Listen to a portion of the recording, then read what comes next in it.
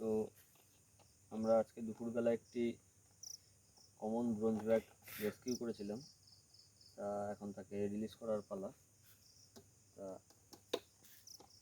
আমরা চলে এসেছি নেচারে, তাকে রিলিজ করব। তো দেখা যাক।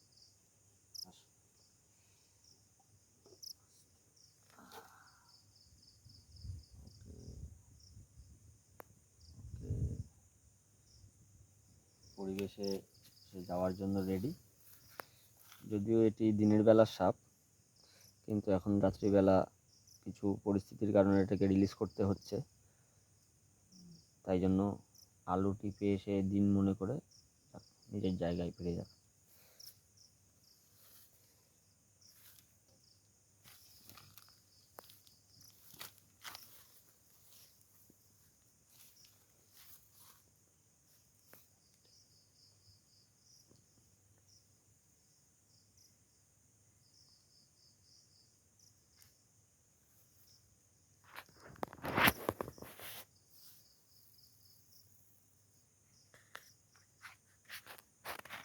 দেখা যাচ্ছে সাপটির চোখটি সাদা সাদা হয়ে এসছে। তার কারণটি হচ্ছে সাপটি এগ ডিস পিরিয়ডে রয়েছে।